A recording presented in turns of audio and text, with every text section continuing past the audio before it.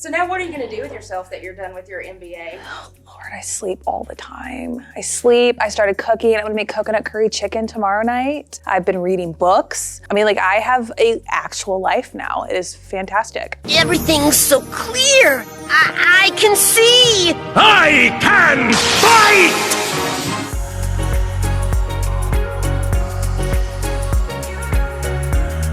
fight! You know what?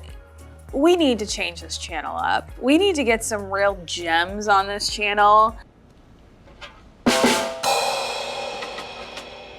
So if you want to get some more gems on this channel, you need to like, subscribe, and ring that bell, because the more subscribers we have to this channel, the more cool things we can do and the more opportunities I have to bring great people, great stones, and hopefully go on a gem venture. So I have Bill Kouns here. He is the founder of the company and a extremely educated man. I mean, he has mounds of knowledge in his brain, and it is always a treat to have him on this channel. Say hi to the camera. Hello. You've been on camera before. You used to host and sell, correct? I did. Yes, I did. Tell me a little bit about your background. You have a doctorate. I have a doctorate. You are a lover of gemstones. I'm a lover of gemstones. I started when I was 13 years old. Okay. I got a job in a car wash, and the guy came through the car wash and said, "Hey, would you like to work in a jewelry store?" And I said, "Heck yeah." Yeah, of course. That's yeah, it's cold out here. Yeah. And so then they trained me in the jewelry store how to make and repair jewelry. And so I worked my way all through high school and college as a goldsmith. Today is going to be this is going to be the easiest thing you've done all day. We're just going to open some boxes, talk about some gems. I'm excited because some of these pieces have very unique stories, and I can almost guarantee you they're things that nobody else has seen before. And that's the best thing about JTV. We've talked before about how JTV is really has this global network, and they are able to source the coolest stones from the coolest places, and then we get to bring them to you. Okay, so we're gonna read, there's a card right here. Yes. Oh, I read the clue? I'm gonna read the clue. Okay. The biggest things you may have ever seen, the first is red and fit for a queen. Am I the queen? All right, ready? 3, 2, 1. Wow, that's big. That's huge. That's big. That's a big stone. All right, ruby or rubellite or spinel? One of the three. Okay, I'm gonna say it's not rubellite because it's very clean, and rubellite's a type 3 stone. I don't think I've seen a ruby that pink in a long I've never seen a ruby that big. I'm gonna say this is a spinel. Well, it's close. It is actually a Rubellite. No way, it's so clean though. Yes, I know, it's exceptional. That is so clean. All right, guys, so Rubellite, this is huge. Rubellite, as you all know, is a type of tourmaline. Tourmaline, it is about a 7, 7.5 on the Mohs scale of hardness. Tell us a little bit about this stone. Why did you pick today? Oh, what's the theme for today's episode? Well, large gemstones is the theme of the day, because when you are a gemstone collector, there are many ways you can proceed. So you collect something for a while, and then you get interested in something else. And so I became interested in the largest gemstones that I could find available. Mm-hmm. And so this story, that stone has a great history. Somewhere in 2010 or 11, a 22 kilogram piece of tourmaline rough was found in Nigeria. And so JTV partnered with another company to purchase that piece, that big rock. And then we sawed through it and found that it was good material, but it was a risk because you buy something like that and it's very, very expensive, and you're not really sure what's inside it. That's terrifying. And so, so we sawed it, and then we created a video of the whole process of sawing that tourmaline. And this was the largest stone, it's 50 carats, that came out of that 22 kilogram piece of rough. So that's cool. What is that? That is when we sawed the piece. This was sawings of pieces of rubellite. Oh, and then for every one of these that we cut into a gemstone and sold, we sent the video out documenting the big stone that it came from. And so we have a video about this stone and the origin. So that color is spectacular. I didn't realize that rubellite can be that clear. I mean, that's a big, beautiful stone. You did good buy, great buy. That's the type of thing, though, that I think, collectors like, is when it has a story, it's unique, you don't find it very often. Okay, let's move on to the next stone, yeah? Box number 2. Are you ready? Bachelor number Wait, 2. are you clueless or not? Or do I have a clue? Then we have a clue. The common theme on this show is that I'm clueless. The second is a colorful lightning type thing. The third is the flavor of African cuisine. What? Holy guacamole. That is a holy guacamole. Look how big that is. Yeah. That thing's huge. Okay, so we've got 2 types of opal. This is the Ethiopian and this is the lightning rich. Yes, this one, but this one is around 891 carats. That is a seam opal. Okay, what is that? That's the way they find opals in Australia. They're either in these little Pockets. pocket things, or they're in a seam. Mm-hmm. And so this was a seam opal, and I happen to have You've got all the good stuff today. Look at you. You have all the cool. pictures of what the seam opal looked like prior seen these prior before. to it being cut. That's cool. So this stone came from this slab of opal. And I had never seen a black opal that large either. That is black opal. Yeah, it's huge. Now, Okay, this is beautiful. I love it. It looks like neon, like someone plugged that in. yeah, I know it's gorgeous. beautiful blue flashes in this stone, and you can talk more about this probably better than I can. But the little spheres in opal, silica spheres, how close or how big they are or how small they are determines what color Right. that and you get. Red is typically the most prized. I hate using the term rare Yes. in the gem business, but red is usually the most prized.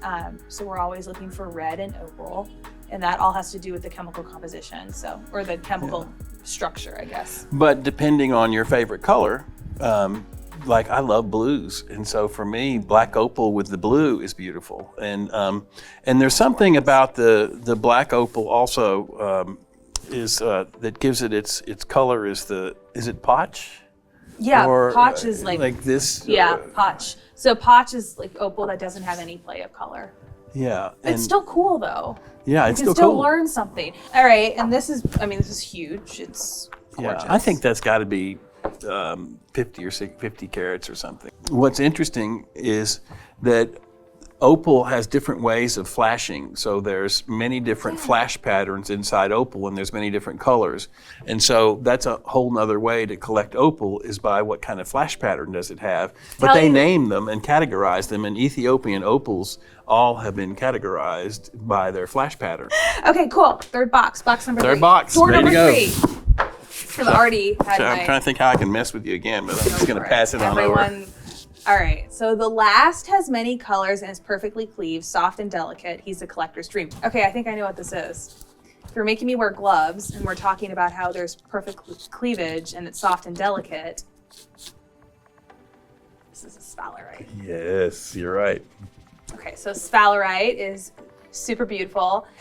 When you think of sphalerite, think of kind of fall colors, so oranges, reds, yellows, greens. It is very vibrant and beautiful, very soft.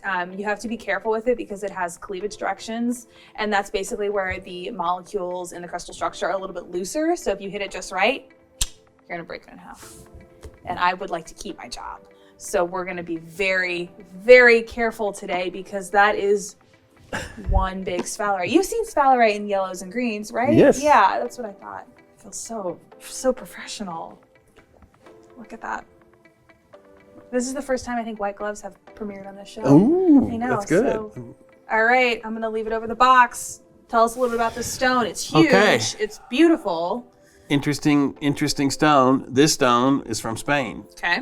I think it's 392 carats. And that's pretty rare. Like we mentioned earlier, those cleavage planes make sphalerite really hard to cut. So the fact that we have this stone that's beautifully done, it does have a pretty interesting cut. I mean, that says a lot about not only the quality of the material, but also whoever cut this really knows their stuff. This stone was cut by Igor I won't be able to say his, Is sorry, it Igor. Gavrilenko? Yes. I think it's Gavrilenko. Yeah, and so he's an amazing cutter, and he cut it, and so I think he did a great job. It's not the cleanest stone in the world. It's okay. But again, for its size and for the refractive qualities, it's an amazing stone. Well, as you know in gemstones, not all flaws are fatal. Right. Oh, good thought. I know. Isn't that great? That was like a little allusion to Greek mythology. But anyways, the greatest thing about the gem business, I think, is the inclusions, because you learn so much. We're going to take a closer look. Okay. So I want you to pick one of your favorites on this channel. I know they say gemstones are like children and that parents don't have a favorite, but I'm gonna need you to pick a favorite today. And you're gonna hold it up to that camera right there and pick one cool aspect about the stone for our viewers to take a closer look at.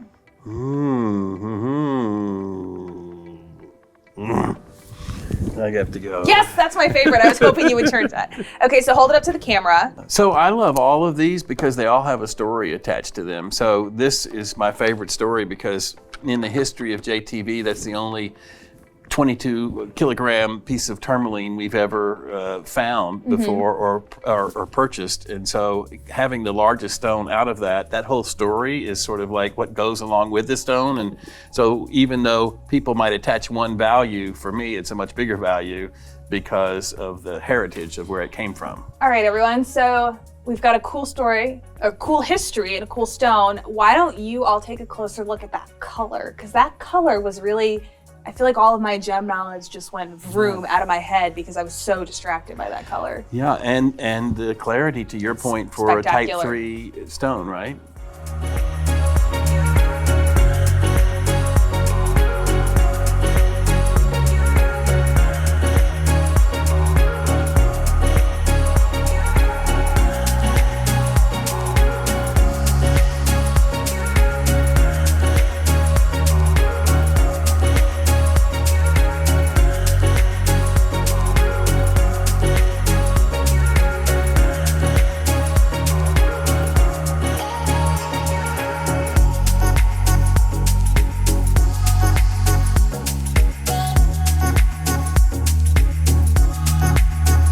Everybody has a backstory. That's part of the interesting thing of the gem trade. It's not like everybody is, bland. Everybody is a character somehow, and they all have a backstory. This is 100% true. I think everyone in the business is cool. We're all kind of nerdy. We're all rock nerds. I mean, I think that's the best thing about this business. It's full of really interesting people. Me too. All right, flaws and inclusions and stories aside, if you want to see more big pieces, bold jewelry, and great stories, don't forget to like, subscribe, and ring that bell. We will hopefully get Bill back on the channel again. Do you by any chance have like a favorite food? What's your favorite food?